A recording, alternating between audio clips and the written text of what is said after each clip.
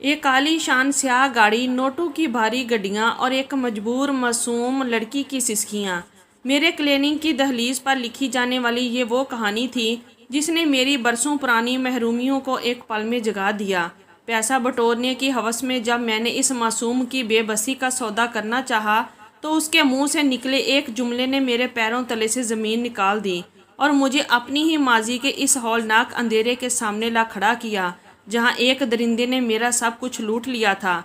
दौलत, इंतकाम और कुदरत के बेआवाज़ इंसाफ की ये सनसनीखेज दास्तान इस वक्त अपने अंजाम को पहुंचती है, जब माजी का वो मकार मुजरम खुद मेरी चौखट पर घुटनों के बल बैठकर अपने गुनाहों की इबरतनाक सज़ा का इतराफ़ करता है।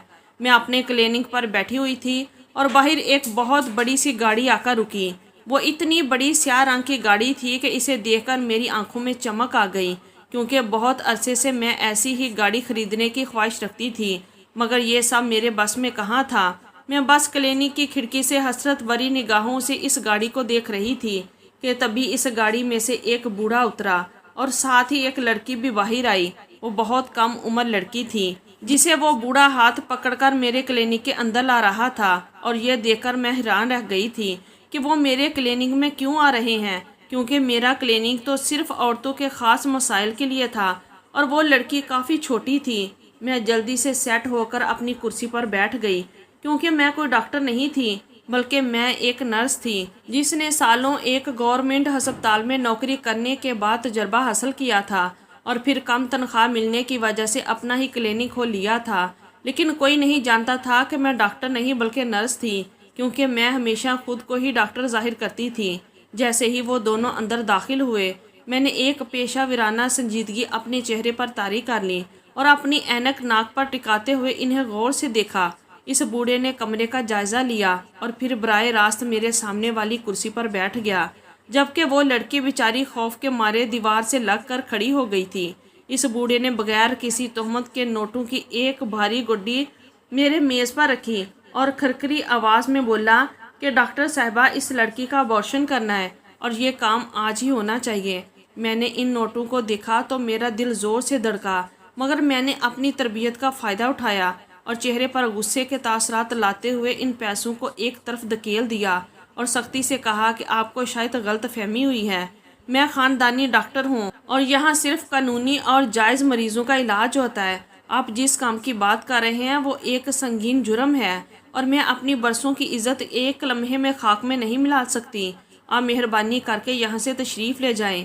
इस बूढ़े के चेहरे पर थोड़ी परेशानी आई और उसने अपनी जेब से एक और गड्डी निकालकर पहले वाली के ऊपर रख दी और कहने लगा कि डॉक्टर साहिबा, इज़्ज़त और शोहरत सब पैसों से बनती है। आप बस इस बोझ को ख़त्म करें। मैं आपको इतने पैसे दूंगा कि आपकी नस्लें याद रखेंगी। मैंने अभी भी हामी नहीं भरी, बल्कि अपनी कुर्सी से खड़ी हो गई और कहा कि ये सिर्फ पैसों का मामला नहीं है, बल्कि इसमें लड़की की जान को भी खतरा हो सकता है, और अगर पुलिस को पता चल गया तो मेरा क्लिनिक सील हो जाएगा। मैं ऐसे गैर कानूनी कामों में हाथ नहीं डालती। बूढ़ा मेरी इस हिचकिचाहट को देखकर मजीद बाजिद हो गया और उसने अपनी गाड़ी की चाबी भी मेज़ पर रख दी और बोला कि ये सब आपका है, बस मेरा ये काम कर दें। मैंने दिल ही दिल में मुस्कुराते हुए सोचा कि अब शिकार पूरी तरह जाल में फंस चुका है। मैंने गहरा सांस लिया और कहा कि ठीक है, मैं पहले लड़की का मुआयना करूंगी और देखूंगी कि सूरत हाल क्या है। आप बाहर बैठें। बूढ़ा बाहर निकला तो मैंने लड़की को अपने करीब बुलाया। वो कांप रही थी और उसकी आंखें बताती थी कि वो कितनी मजबूर थी। मैंने इसे जब अपने करीब बिठाया तो उसकी आंखों में अपनी जवानी की झलक दिखाई दी। वो बिल्कुल मेरी ही जैसी थी और मुझे ऐसा लगा जैसे किसी ने मेरा माजी मेरे सामने लाकर रख दिया हो। एक लम्हे के लिए मैं सब कुछ भूल गई। पैसा, दौलत, गाड़ी सब पीछे रह गए और मुझे बस उसकी आंखों की बेबसी ने तोड़ दिया। मैंने उससे नरमी से पूछा कि ये बूढ़ा तुम्हारा कौन है और तुम्हें यहाँ क्यों लाया है। और फिर जो बात उस लड़की ने बताई वो सुनकर मेरे रोंगटे खड़े हो गए। उस लड़की ने अपनी लरजती हुई आवाज़ में मेरा हाथ थामा और सिसकियाँ भरते हुए कहने लगी कि मेरा नाम फायज़ा है और मैंने एक बहुत ही गरीब घराने में आँख खोली थी। हमारे हालात इतने बुरे थे कि कभी 2 वक्त की रोटी मिल जाती तो कभी फाकों की नौबत आ जाती थी। मैंने बचपन से ही आंखों में डॉक्टर बनने के ख्वाब सजा रखे थे اور میں سفید کوٹ پہن کر لوگوں کی زندگی بچانا چاہتی تھی، لیکن یہ سب کچھ ہم جیسے غریبوں کے لیے شاید ممکن نہیں ہوتا۔ خواب دیکھنا تو مفت تھا، مگر انہیں پورا کرنے کے لیے جس سرمایے کی ضرورت تھی وہ ہمارے پاس کہاں تھا۔ اسی لیے بہت چھوٹی سی عمر سے ہی میں نے اپنی ماں کے ساتھ کام کرنا شروع کر دیا۔ میری ماں شہر کے ایک بڑے سرکاری ہسپتال میں صفائی کا کام کرتی تھی۔ میں روزانہ اس کے ساتھ جاتی اور وہاں کے لباس اور فضا میں خود کو ڈھالنے لگی۔ میں اپنی ماں کا ہاتھ بٹاتی، فرش صاف کرتی اور کچرا اٹھاتی، مگر میری نظریں ہمیشہ ان لیڈی ڈاکٹروں پر ہوتی جو وقار سے راہداریوں میں چلتی تھیں۔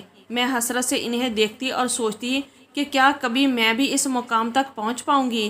اسی ہسپتال کی گندگی صاف کرتے کرتے میں نے انسانی رویوں کی وہ غلاظت بھی دیکھی جس نے مجھے وقت سے پہلے بڑا کر دیا تھا۔ مجھے یاد ہے کہ کیسے لوگ ہمیں حقارت سے دیکھتے تھے، جیسے ہم انسان نہیں بلکہ اسی کچرے کا حصہ ہوں جس کو ہم صاف کرتے تھے۔ میری ماں اکثر مجھ سے کہتی تھی کہ فائزہ تم یہ خواب دیکھنا چھوڑ دو، کیونکہ ہم جیسے لوگوں کی قسمت میں صرف دوسروں کی غلاظت صاف کرنا لکھا ہے۔ مگر میرے اندر کی ضدی لڑکی ہار ماننے کو تیار نہیں تھی۔ میں نے وہیں چھپ چھپ کر نرسوں کے کام دیکھنا شروع کیے اور آہستہ آہستہ انجیکشن لگانا اور زخمیوں پر پٹی کرنا سیکھ لیا۔ میں لوگوں سے چوری چھپے بہت کم پیسے لے کر ان کی مدد کرنے لگی تھی۔ جہاں ہسپتال میں انہیں پرچی بنوانے کے لیے 50 روپے دینے پڑتے، وہیں میں 20 روپے میں صرف انجیکشن لگا دیتی۔ میں بہت خوش تھی کہ سب کچھ ٹھیک چل رہا ہے اور غریب مریض بھی مجھ سے خوش تھے کہ ان کے کچھ پیسے بچ جاتے ہیں۔ لیکن ایک دن ایک سینئر ڈاکٹر نے مجھے یہ حرکت کرتے ہوئے رنگے ہاتھوں پکڑ لیا۔ وہ غصے سے آگ بگولا ہو گیا اور مجھے بازو سے کھینچتے ہوئے ایک خالی کمرے میں لے گیا۔ اس کا چہرہ غصے سے تمتما رہا تھا اور وہ چلانے لگا کہ میں ابھی جا کر مینجمنٹ میں تمہاری شکایت کرتا ہوں۔ تم ایک خاروب کی بیٹی ہو کہ ڈاکٹر بننے کی کوشش کر رہی ہو۔ اگر کسی بھی مریض کو کچھ ہو گیا یا کسی کا ریئیکشن ہو گیا تو اس کا ذمہ دار کون ہوگا؟ تمہیں تو سیدھا پولیس کے حوالے کرنا ہوگا تاکہ تم جیسے لوگ ہسپتال کے نظم و ضبط سے نہ کھیلیں۔ یہ سننا تھا کہ میرے خوف سے پاؤں تھر تھر کانپنے لگے اور مجھے اپنا مستقبل تاریک نظر آنے لگا۔ مجھے لگا کہ آج میری ماں کی نوکری بھی جائے گی اور میں جیل کی سلاخوں کے پیچھے ہوں گی۔ میں نے روتے ہوئے ڈاکٹر کے سامنے ہاتھ جوڑے اور اس کے پاؤں میں گر گئی اور گڑ گڑا کر کہا کہ ڈاکٹر صاحب، خدا کے لیے مجھے معاف کر دیں، ہم بہت غریب لوگ ہیں اور اگر میری ماں کی نوکری چھن گئی تو ہم بھوکے مر جائیں گے۔ میں آئندہ کبھی ایسی غلطی نہیں کروں گی۔ میں بس غریب کا بھلا چاہتی تھی۔ مگر ڈاکٹر کا دل نہیں پگھلا۔ وہ مجھے دھکے دے کر باہر نکالنے ہی والا تھا کہ اچانک اس کے لہجے میں ایک عجیب سی تبدیلی آ گئی۔ اس نے مجھے غور سے دیکھا اور پھر دروازہ اندر سے بند کر دیا۔ اس کی آنکھوں میں اب غصے کی جگہ ایک ہوس بھری چمک تھی جو مجھے اندر تک خوفزدہ کر رہی تھی، اور وہ کہنے لگا کہ اگر تم چاہتی ہو کہ میں یہ بات کسی کو نہ بتاؤں اور تمہیں یہاں کام کرنے دوں تو تمہیں میری ایک شرط ماننی ہوگی۔ ڈاکٹر کا غصہ اور اس کا وہ خوفناک لہجہ میرے وجود کو اندر تک جھنجھوڑ رہا تھا۔ میں ساکت کھڑی تھی اور میرے ماتھے پر پسینہ چمک رہا تھا۔ اس نے میری کلائی اتنی زور سے پکڑی ہوئی تھی کہ مجھے اپنی ہڈیوں کے ٹوٹنے کا احساس ہو رہا تھا۔ وہ بار بار مجھے پولیس اور جیل کی دھمکیاں دے رہا تھا اور کہہ رہا تھا کہ تم جیسی 2 ٹکے کی چھوکری کی یہ ہمت کہ تم میرے ہسپتال میں بیٹھ کر اپنی دکان چمکاؤ گی، میں تمہاری ماں کو بھی یہاں سے دھکے دے کر نکلوا دوں گا اور تم دونوں سڑک پر بھیک مانگو گی۔ میں اس کے پاؤں میں گر پڑی اور گڑ گڑا کر اس سے معافی مانگنے لگی۔ میرے آنسو اس کے جوتوں پر گر رہے تھے مگر اس کے دل میں رحم کا نام و نشان تک نہیں تھا۔ وہ جتنا مجھے دمکاتا میرا خوف اتنا ہی بڑھتا جا رہا تھا۔ مجھے اپنی ماں کا وہ چہرہ یاد آ رہا تھا جو سارا دن ہسپتال کی راہداریوں میں جھاڑو لگاتے ہوئے تھک جاتی تھی۔ اگر اس کی نوکری چلی جاتی تو ہمارا کوئی سہارا نہیں تھا۔ میں نے روتے ہوئے کہا کہ ڈاکٹر صاحب، میں بہت غریب ہوں، مجھ سے غلطی ہو گئی، میں آئندہ کبھی کسی مریض کو ہاتھ نہیں لگاؤں گی، بس میری ماں کی نوکری بچا لیں۔ وہ ایک دم خاموش ہو گیا اور اس نے مجھے جھٹکے سے زمین سے اٹھایا۔ اس کی آنکھوں میں اب وہ غصہ نہیں تھا بلکہ ایک ایسی گندی نظر تھی جو میرے کپڑوں کو چیرتی ہوئی محسوس ہو رہی تھی۔ اس نے میرے چہرے کے قریب آ کر سرگوشی کی کہ فائزہ، تم تو بہت خوبصورت اور اتنی سی عمر میں اتنی ہمت رکھتی ہو کہ اگر تم چاہو تو یہ سب کچھ ختم ہو سکتا ہے، بلکہ میں تمہیں اس ہسپتال میں وہ مقام دلوا سکتا ہوں جس کا تم نے صرف خواب دیکھا ہے۔ میں حیران رہ گئی کہ ابھی تو یہ شخص مجھے جیل بھیجنے کی باتیں کر رہا تھا اور اب اس کے لہجے میں یہ شہد کہاں سے آ گیا؟ میں نے سسکتے ہوئے لہجے میں پوچھا کہ ڈاکٹر صاحب آپ کیا کہنا چاہتے ہیں؟ اس نے ایک مکارن مسکراہٹ کے ساتھ میرا رخسار چھوا اور کہا کہ بس میری کچھ چھوٹی سی خواہشات ہیں، اگر تم انہیں پورا کرتی رہو تو میں تمہیں نرس بھی بنا دوں گا اور کسی کو پتہ بھی نہیں چلے گا کہ تمہارے پاس کوئی ڈگری نہیں ہے۔ میری روح تک کانپ گئی۔ اس کی اس بات میں چھپی غلاظت نے مجھے اندر سے مار دیا تھا۔ ایک طرف میری عزت تھی اور دوسری طرف میری ماں کی روٹی اور میرا وہ خواب جو میں بچپن سے دیکھ رہی تھی۔ میں اس کمرے میں قید تھی اور باہر دنیا اپنی رفتار سے چل رہی تھی، مگر میرے لیے وقت تھم گیا تھا۔ میرا دل چاہ رہا تھا کہ میں چیخوں، مگر میری آواز گلے میں ہی پھنس کر رہ گئی تھی، اور ڈاکٹر دھیرے دھیرے میرے قریب آ رہا تھا اور میں دیوار سے لگتی جا رہی تھی۔ میرے پاس بھاگنے کا کوئی راستہ نہیں تھا، کیونکہ اگر آج میں بھاگ جاتی تو میرا مستقبل ہمیشہ کے لیے اندھیروں میں ڈوب جاتا۔ میں نے خود کو اس درندے صفت ڈاکٹر کے حوالے کر دیا اور اس نے اپنی ہوس پوری کر لی۔ مجھے لگا تھا کہ اس کے بعد وہ اپنے وعدے کے مطابق مجھے ہسپتال میں کوئی کام دلوا دے گا اور سب کچھ ٹھیک ہو جائے گا، مگر ہوس مٹتے ہی اس کے تیور بدل گئے۔ اس نے مجھے استعمال کرنے کے بعد حقارت سے دیکھا اور دھکیل کر کمرے سے باہر نکال دیا۔ میں بدحواسی اپنی چادر سنبھال رہی تھی اور وہ سرد لہجے میں کہنے لگا کہ فائزہ، یہی کافی ہے کہ میں تمہاری کسی سے کمپلین نہیں کر رہا اور تمہیں پولیس کے حوالے نہیں کر رہا۔ اس سے زیادہ میں تمہارے لیے کچھ نہیں کر سکتا۔ جاؤ یہاں سے اور دوبارہ میرے سامنے مت آنا۔ میں وہیں کھڑی روتی بلکتی رہی۔ اس کے پاؤں پڑی کہ تم نے تو وعدہ کیا تھا، تم نے میری عزت لوٹ لی، اب میں کہاں جاؤں گی؟ مگر اس کے دل میں رحم کا ایک قطرہ بھی نہ تھا۔ اس نے مجھے بازو سے پکڑ کر راہداری میں جھٹک دیا۔ میں کسی نہ کسی طرح اماں سے نظریں بچا کر ہسپتال سے نکلی اور گرتی پڑتی گھر آ گئی۔ گھر آ کر میں نے خود کو کمرے میں بند کر لیا اور گھنٹوں روتی رہی۔ میرا جی چاہ رہا تھا کہ میں خودکشی کر لوں، مگر اماں کا چہرہ میری آنکھوں کے سامنے آ جاتا۔ میں نے یہ بھیانک راز اپنے سینے میں دفن کر لیا اور سب سے چھپا لیا۔ میں نے اماں کے ساتھ ہسپتال جانا بھی بند کر دیا۔ اماں پوچھتی رہتی کہ فائزہ تم ہسپتال کیوں نہیں چلتی، تو میں سر درد یا بخار کا بہانہ بنا دیتی۔ مجھے اس عمارت سے اور اس سفید کوٹ سے اب نفرت ہونے لگی تھی، لیکن قسمت کا کھیل ابھی ختم نہیں ہوا تھا۔ چند دن گزرے تو میری طبیعت خراب رہنے لگی، مجھے چکر آتے اور جی متلاتا تھا۔ میں نے ڈرتے ڈرتے جب خود معائنہ کیا تو میرے پیروں تلے سے زمین نکل گئی، کیونکہ میں امید سے ہو گئی تھی۔ وہ گناہ جو مجھ پر زبردستی مسلط کیا گیا تھا اب وہ میرے وجود کے اندر پلنے لگا تھا۔ میں ساکت رہ گئی کہ اب میں اماں کو کیا جواب دوں گی اور اس معاشرے کا سامنا کیسے کروں گی جس ڈاکٹر نے میرا سب کچھ لوٹا تھا۔ وہ تو مزے سے اپنی زندگی گزار رہا تھا اور میں اس اندھیری کھائی میں گر چکی تھی جہاں سے واپسی کا کوئی راستہ نہیں تھا۔ میں روزانہ آئینے کے سامنے کھڑی ہو کر اپنے پیٹ کو دیکھتی اور ہزاروں کی طرح روتی کہ اس معصوم جان کا کیا قصور ہے اور میرا کیا قصور تھا کہ میں صرف غریب تھی اور ایک خواب دیکھا تھا۔ اب میرے پاس دو ہی راستے تھے، یا تو میں یہ سب برداشت کر کے رسوا ہو جاؤں یا پھر خود وہ کام کروں جو اس بوجھ کو خاموشی سے ختم کر دے۔ میں نے فیصلہ کر لیا تھا کہ اس ڈاکٹر کو اتنے سکون سے تو بیٹھنے نہیں دوں گی، لیکن اس سے پہلے کہ میں کچھ کرتی، میری ماں کو میری حالت دیکھ کر اندازہ ہو گیا۔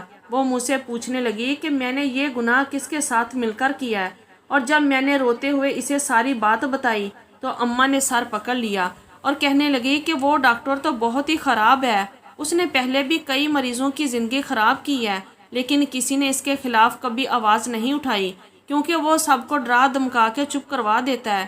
تو بھی اس کے جھانسے میں آ گئی۔ میں نے اماں سے کہا کہ میں اس بات پر خاموش نہیں بیٹھوں گی، اور پھر میں نے اگلے دن ہسپتال جا کر خوب ہنگامہ کیا۔ میں سیدھا اس ڈاکٹر کے کیبن میں گھس گئی اور سب کے سامنے اس کا گریبان پکڑ لیا۔ میں نے چیخ چیخ کر سب کو بتانا شروع کیا کہ سفید کوٹ کے پیچھے ایک درندہ چھپا ہوا ہے جس نے غریب کی عزت کے ساتھ کھیلا ہے۔ ہسپتال کے راہداریوں میں لوگ جمع ہو گئے۔ نرسیں اور وارڈ بوائے حیرت سے مجھے دیکھ رہے تھے۔ وہ ڈاکٹر پہلے تو بکھلا گیا، مگر پھر اس نے اپنی پرانی چال چلی اور سیکورٹی گارڈز کو بلا کر باہر پھینکوانے کا حکم دے دیا۔ وہ ہنستا ہوا کہنے لگا کہ یہ لڑکی پاگل ہے اور اس کی ماں یہاں صفائی کرتی ہے، یہ لوگ مجھ سے پیسہ بٹورنے کے لیے یہ ڈرامہ کر رہے ہیں۔ اس کی یہ بات سن کر میرا خون کھل اٹھا۔ میں نے اسے بددعائیں دی اور کہا کہ تو نے جو بیج بویا ہے وہ ایک دن تیری اپنی بربادی کا سبب بنے گا۔ اس ہنگامے کا نتیجہ یہ نکلا کہ میری ماں کی نوکری بھی چلی گئی اور ہمیں وہاں سے رسوا کر کے نکال دیا گیا۔ ہم سڑک پر آ گئے تھے، نہ سر چھپانے کو چھت تھی اور نہ ہی پیٹ بھرنے کو روٹی۔ اماں سارا دن روتی رہتی اور مجھے کوستی کہ تم نے ہنگامہ کیوں کیا، اب ہم کہاں جائیں گے، لیکن میرے اندر کی آگ ٹھنڈی نہیں ہوئی تھی۔ میں نے سوچ لیا تھا کہ اگر یہ دنیا مجھے عزت سے جینے نہیں دے گی تو میں بھی اس دنیا کے اصولوں پر نہیں چلوں گی۔ میں نے خود اپنا ابورشن کیا، وہ تکلیف، وہ کرب میں کبھی نہیں بھول سکتی۔ میں نے اکیلے اس درد کو سہا اور اس بوجھ کو اپنے وجود سے الگ کر دیا۔ اسی دن میں نے عہد کیا کہ اب میں نرس بن کر نہیں بلکہ ڈاکٹر بن کر سامنے آؤں گی، چاہے وہ جھوٹ ہی کیوں نہ ہو۔ میں نے شہر کے دوسرے کونے میں ایک چھوٹا سا کمرہ کرائے پر لیا اور وہاں اپنا کلینک کھول لیا۔ میں نے اپنی ماں کو بھی وہیں رکھ لیا اور خود کو ایک تجربہ کار لیڈی ڈاکٹر کے طور پر متعارف کروایا، کیونکہ میں نے ہسپتال میں کام کر کے اتنا کچھ سیکھ لیا تھا کہ میں عام بیماریوں اور خاص طور پر ان معاملات کو ڈیل کر سکتی تھی جو لڑکیاں چھپ کر کروانا چاہتی تھیں۔ میرا کام چل نکلا۔ میں نے اپنی محنت اور اس جھوٹے سہارے کے دم پر اپنا ذاتی گھر خرید لیا، اپنی چھوٹی بہن کو بہترین اسکول کالج میں تعلیم دلوانی شروع کی تاکہ جو خواب میں پورا نہ کر سکیں وہ میری بہن پورا کرے گی۔ لیکن اس بیچ میری ماں کا انتقال ہو گیا جو میرے لیے ایک بہت بڑا صدمہ تھا۔ میں خود کو دنیا میں بالکل تنہا محسوس کرنے لگی تھی۔ میرے لیے کئی لوگوں نے شادی کے رشتے بھی بھیجے، مگر ماضی کے زخموں نے مجھے اس طرح چیرا تھا کہ میں کسی مرد پر اعتبار کرنے یا شادی کے بارے میں سوچنے کے لیے بھی تیار نہیں تھی۔ میرے ذہن میں بس وہی ہسپتال کا کمرہ اور وہ درندہ صفت ڈاکٹر گھومتا رہتا تھا جس نے میری زندگی برباد کی تھی۔ میں نے اپنی تمام تر توجہ اپنی چھوٹی بہن پر مرکوز کر دی، اس کی تعلیم مکمل کروائی اور اسے ایک اچھے گھرانے میں عزت کے ساتھ رخصت کر دیا، اور پھر میں اپنے اس بڑے سے گھر اور کلینک میں بالکل تنہا رہ گئی۔ میں نے اپنے کلینک میں کام میں مدد کے لیے ایک کم عمر لڑکی رکھی تھی جو صفائی ستھرائی اور مریضوں کو سنبھالنے میں میری مدد کرتی تھی۔ وہ بھی ایک غریب گھرانے سے تعلق رکھتی تھی، اسی لیے میں اسے اچھے خاصے پیسے دے دیا کرتی تھی تاکہ اسے وہ سب نہ جھیلنا پڑے جو میں نے جھیلا تھا۔ اتفاق سے پچھلے کچھ دنوں سے وہ چھٹیوں پر اپنے گاؤں گئی ہوئی تھی اور میں کلینک میں بالکل تنہا ہی تھی جب وہ بڑی سیاہ گاڑی میرے کلینک کے باہر آ کر رکی تھی۔ اس گاڑی کی چمک اور اس بوڑھے کی جیب سے نکلتی نوٹوں کی گڈیاں دیکھ کر میرے اندر کی وہ لالچی عورت جاگ اٹھی تھی جو برسوں کی محرومیوں کے بعد اب صرف پیسہ بٹورنا چاہتی تھی۔ میں نے اس کم عمر لڑکی کی حالت دیکھ کر ہمدردی کی بجائے اسے لوٹنے کا سوچ لیا تھا، اور میں نے تہیہ کر لیا تھا کہ اس بوڑھے سے اتنی رقم لوں گی کہ میری اگلی زندگی شاہانہ گزرے گی۔ مگر جیسے ہی اس لڑکی نے اپنا منہ کھولا اور وہ لرزتا ہوا جملہ بولا تو میری ساری منصوبہ بندی دری کی دری رہ گئی۔ اس نے میری طرف دیکھ کر کہا کہ ڈاکٹر صاحبہ، یہ بوڑھا میرا مالک ہے، میں اس کے ایک بہت بڑے اور عالی شان بنگلے میں نوکری کرتی ہوں، میں بہت غریب ہوں اور میرا اس دنیا میں اپنی بیمار ماں کے سوا کوئی نہیں ہے۔ میری ماں پچھلے کئی مہینوں سے بستر پر پڑی زندگی اور موت کی جنگ لڑ رہی ہے۔ ان کے علاج کے لیے مجھے بہت زیادہ پیسوں کی ضرورت تھی۔ میں نے ہر جگہ ہاتھ پھیلائے، ہر کسی سے مدد مانگی، مگر اس بے حس دنیا میں کسی نے میری پکار نہ سنی۔ جب میں تھک ہار گئی تو میں نے اسی بوڑھے مالک کے سامنے جولی پھیلائی اور اپنی ماں کی زندگی کی بھیک مانگنے لگی۔ اس نے میری بے بسی کو اپنی ہوس کی ڈھال بنا لیا۔ اس نے مجھ سے کہا کہ وہ میری ماں کے علاج کا سارا خرچ اٹھا لے گا، لیکن اس کے بدلے میں اس سے میری جوانی اور میرا پورا وجود چاہیے۔ پہلے تو یہ سن کر میرے پیروں تلے سے زمین نکل گئی اور میں نے صاف انکار کر دیا۔ میں نے سوچا کہ میں بھیک مانگ لوں گی، فاقے کر لوں گی، مگر اپنی عزت کا سودا کبھی نہیں کروں گی۔ لیکن وقت گزرنے کے ساتھ ساتھ میری ماں کی حالت بگڑتی گئی۔ وہ میرے سامنے تڑپتی تھیں اور ہسپتال والے پیسوں کے بغیر انہیں ہاتھ لگانے کو تیار نہ تھے۔ ایک طرف میری غیرت تھی اور دوسری طرف میری ماں کی زندگی کا چراغ جو بجھنے والا تھا۔ میرے پاس کوئی راستہ نہیں بچا، میں ٹوٹ گئی اور اپنی ماں کو بچانے کی خاطر میں نے مجبوراً خود کو اس درندے کے حوالے کر دیا۔ میں نے سوچا تھا کہ شاید ایک بار کی قربانی سے سب ٹھیک ہو جائے گا، مگر اس ہوس پرست بوڑھے نے مجھے تماشا بنا دیا، اور جب اسے پتا چلا کہ میں اس حال میں پہنچ گئی ہوں تو وہ اب اپنی سفید پوشی کا برم رکھنے کے لیے مجھے آپ کے پاس لایا ہے۔ تاکہ وہ اس گناہ کے ثبوت کو ہمیشہ کے لیے مٹا سکے۔ ڈاکٹر صاحبہ میں بہت مجبور ہوں، اگر میری ماں کو اس بات کا پتہ چلا تو وہ جیتے جی مر جائیں گی اور یہ معاشرہ مجھے کہیں کا نہیں چھوڑے گا۔ اس لڑکی کی بات سن کر میرے کانوں میں سائیں سائیں ہونے لگی۔ مجھے ایسا لگا جیسے اس لڑکی کے روب میں خود کھڑی ہوں، وہی بے بسی، وہی غربت اور وہی درندگی جو برسوں پہلے میرے ساتھ ہوئی تھی، آج دوبارہ میرے سامنے ایک نئی شکل میں موجود تھی۔ اس بوڑھے کی وہ سیاہ گاڑی اور وہ دولت اب مجھے خون میں لت پت نظر آنے لگی تھی۔ میرا دل چاہ رہا تھا کہ میں باہر جا کر اس بوڑھے کا گلا گھونٹ دوں جس نے ایک معصوم کی زندگی صرف چند روپیوں کے بدلے برباد کر دی تھی، لیکن میں نے اپنے جذبات پر قابو پایا، کیونکہ اب مجھے صرف اس لڑکی کو نہیں بچانا تھا بلکہ اس بوڑھے کو ایسی عبرتناک سزا دینی تھی کہ وہ اپنی باقی ماندہ زندگی موت کی دعائیں مانگتے ہوئے گزارے۔ میں نے اس لڑکی کی آنکھوں میں جھانکتے ہوئے کہا کہ دیکھو، تم اکیلی نہیں ہو، میں تمہاری مدد کرنا چاہتی ہوں، لیکن اس کے لیے تمہیں ہمت دکھانی ہوگی اور میرا ساتھ دینا ہوگا۔ وہ لڑکی جو اب تک صرف رونا جانتی تھی، میری باتوں سے اسے جیسے زندگی کی ایک نئی امید مل گئی۔ اس نے اپنے آنسو پونچھے اور سر ہلا کر مجھ پر بھروسہ کرنے کا یقین دلایا۔ میں نے اسے سمجھا دیا کہ اب باہر جا کر اسے کیسا برتاؤ کرنا ہے۔ پھر میں نے بڑے اطمینان سے دروازہ کھولا اور اس بوڑھے کو اندر بلایا۔ وہ بوڑھا اپنی موٹی تمند سنبھالے بڑے غرور سے اندر داخل ہوا، جیسے اسے یقین ہو کہ پیسہ ہر ضمیر خرید سکتا ہے۔ میں نے اپنے چہرے پر ایک پیشہ ورانہ مسکراہٹ سجائی اور بڑے ادب سے کہا کہ دیکھیں جناب، میں نے معائنہ کر لیا ہے، لڑکی کی حالت ابھی تھوڑی کمزور ہے، اس لیے میں نے اسے کچھ ضروری دوائیاں دی ہیں تاکہ کل اس کا جسم اس تکلیف دہ عمل کے لیے تیار ہو سکے۔ آپ کو اسے کل دوبارہ اسی وقت یہاں لانا ہوگا تاکہ میں اس کا بچہ ضائع کر سکوں اور سب کچھ خاموشی سے ٹھیک ہو جائے۔ یہ سن کر اس بوڑھے کے بدصورت چہرے پر کمینی سی خوشی پھیل گئی۔ اسے لگا کہ اس کا گناہ اب ہمیشہ کے لیے دفن ہونے والا ہے۔ اس نے میز پر پہلے سے پڑی نوٹوں کی گڈیوں کی طرف اشارہ کیا اور کہنے لگا کہ ڈاکٹر صاحبہ، یہ تو ابھی شروعات ہے، آپ بس یہ کام صفائی سے کر دیں۔ کل جب یہ بوجھ ختم ہو جائے گا تو میں وعدہ کرتا ہوں کہ آپ کو اس سیاہ گاڑی کا تحفہ بھی دے دوں گا جو باہر کھڑی ہے۔ اور پھر وہ اس معصوم لڑکی کا ہاتھ پکڑ کر فاتحانہ انداز میں وہاں سے چلا گیا۔ مجھے اس کی پشت دیکھ کر گن آ رہی تھی، مگر میں نے اپنے غصے کو دبا لیا کیونکہ میرا اصل وار ابھی باقی تھا۔ جیسے ہی وہ گاڑی نظروں سے اوجھل ہوئی، میں نے کلینک کا دروازہ اندر سے بند کیا اور اگلے دن کا وہ خوفناک منصوبہ تیار کرنے لگی جس نے اس بوڑھے کی زندگی بدل کر رکھ دینی تھی۔ میں نے سوچ لیا تھا کہ اسے صرف پولیس کے حوالے کرنا کافی نہیں ہوگا، کیونکہ اس جیسے لوگ پیسوں کے زور پر چھوٹ جاتے ہیں۔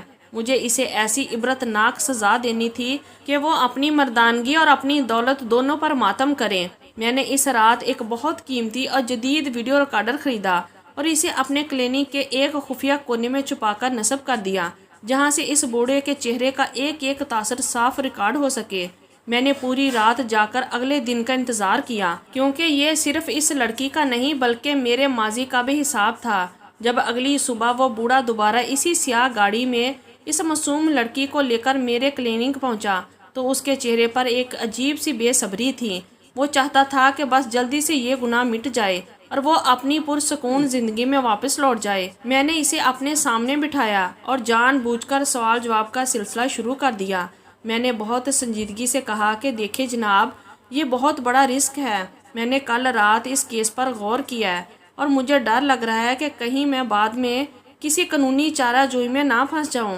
مجھے پہلے سچ سچ بتانا ہوگا کہ یہ لڑکی آپ کی کون ہے اور آپ اس کا ابارشن کیوں کروانا چاہتے ہیں۔ پہلے تو وہ تلملا اٹھا اور صاف کہنے لگا کہ ڈاکٹر صاحبہ، میں یہ سب بتانا ضروری نہیں سمجھتا، آپ کو اپنی رقم سے مطلب ہونا چاہیے۔ لیکن جب میں نے سختی دکھائی اور کہا کہ اس معاملات کے بغیر میں آپریشن نہیں کروں گی کیونکہ مجھے اپنی ساکھ اور جان پیاری ہے، تو وہ تھوڑا نرم پڑ گیا۔ اس نے ایک حقارت امیز مسکراہٹ کے ساتھ میری طرف دیکھا اور کہنے لگا کہ ڈاکٹر صاحبہ، آپ بھی خام خواہ ڈر رہی ہیں، یہ لڑکی میری غریب ملازمہ ہے، اس کی اوقات ہی کیا ہے کہ یہ میرا کچھ بگاڑ سکے۔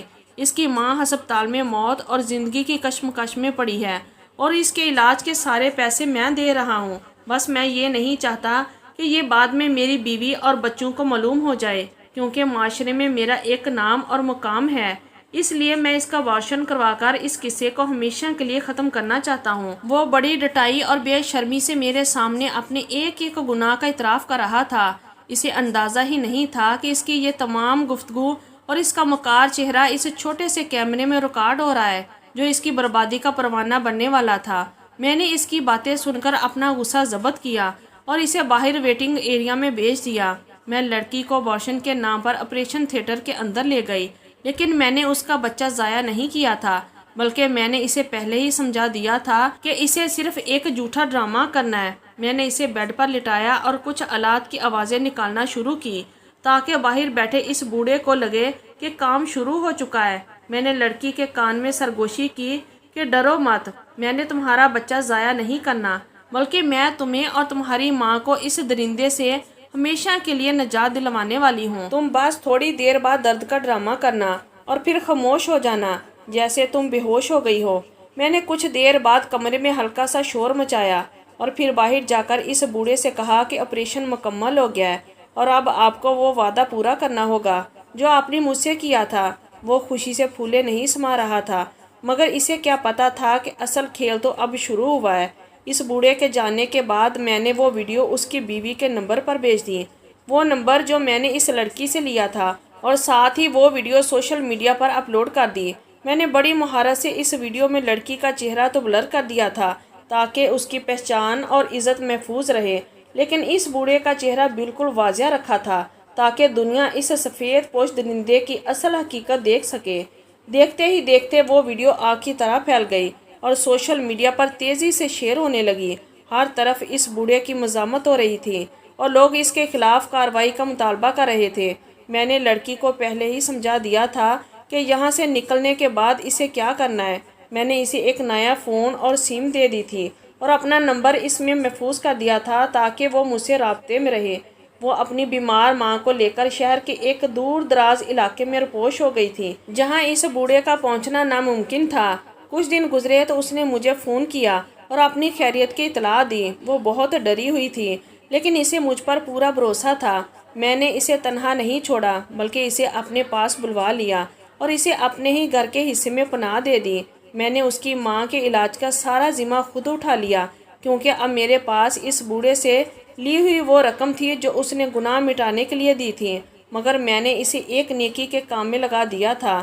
دوسری طرف اس بوڑھے کی زندگی جہنم بن چکی تھی۔ اس کی بیوی نے وہ ویڈیو دیکھتے ہی اسے گھر سے نکال دیا اور اس کے بچوں نے اس سے ہر قسم کا رشتہ ختم کر دیا۔ معاشرے میں اس کی جو عزت تھی وہ خاک میں مل گئی اور پولیس نے اس وائرل ویڈیو کی بنیاد پر اس کے خلاف تحقیقات شروع کر دی۔ وہ شخص جو کل تک اپنی دولت اور طاقت کے نشے میں چور تھا، اب عدالتوں کے چکر کاٹ رہا تھا اور جھکتا پھر رہا تھا۔ وہ لڑکی میرے ساتھ میرے گھر میں محفوظ تھی۔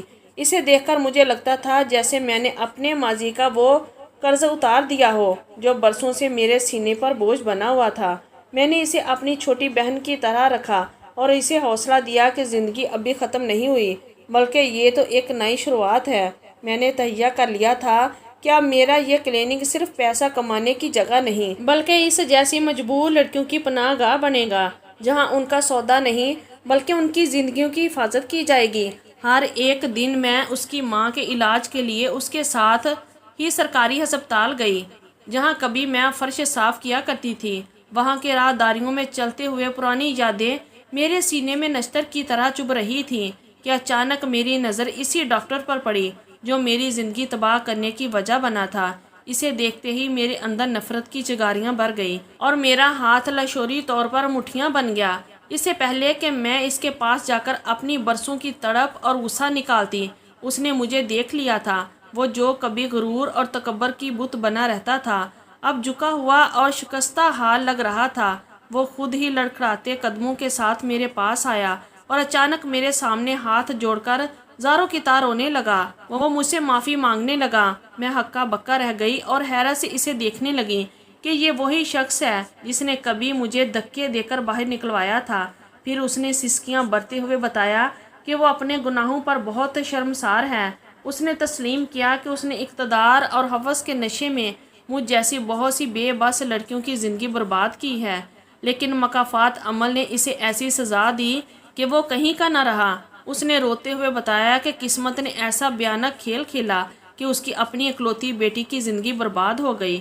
اس کی بیٹی کسی لڑکے کی محبت کے جال میں پھنس گئی تھی اور اس نے اپنا سب کچھ لٹا دیا۔ جب وہ لڑکا اسے چھوڑ کر چلا گیا تو وہ اس رسوائی اور غم کو برداشت نہ کر سکی اور اس نے اپنی جان لے لی۔ وہ ڈاکٹر میرے سامنے زمین پر بیٹھ کر بیان کر رہا تھا اور کہہ رہا تھا کہ فائزہ، مجھے میرے کیے کی سزا مل گئی۔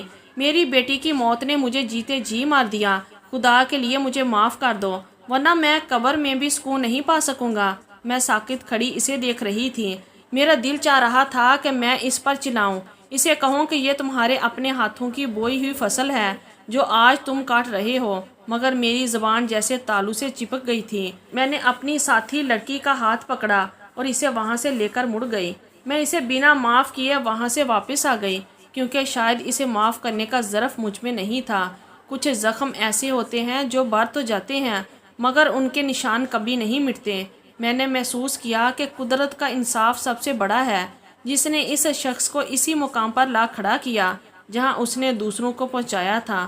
میں اپنے گھر واپس آ گئی اور اس لڑکی کو سینے سے لگا لیا۔ اب مجھے احساس ہوا کہ بدلہ لینا ہی سب کچھ نہیں ہوتا، بلکہ کسی مجبور کی زندگی سنوار دینا ہی اصل جیت ہے۔ وہ اور اس کی ماں اب میری فیملی تھی اور میں نے عہد کر لیا تھا کہ اب میری بقیہ زندگی ان لوگوں کے لیے وقف ہوگی جنہیں اس بھرم معاشرے نے ٹھکرا دیا تھا۔ میرا کلینک اب صرف ایک علاج گاہ نہیں بلکہ ایک امید کی کرن بن چکا تھا، اور میں اب ایک جعلی ڈاکٹر نہیں بلکہ ایک سچی مسیحا بن کر جی رہی تھی۔ تو یہ تھی ایک سبق آموز کہانی۔ اگر آپ لوگوں کو اچھی لگی ہے تو پلیز ہماری ویڈیو کو لائک کیجیے اور ہمارے چینل کو بھی سبسکرائب کیجیے، اور کمنٹ باکس میں اپنی رائے کا اظہار ضرور کیجیے گا۔ شکریہ، اللہ حافظ۔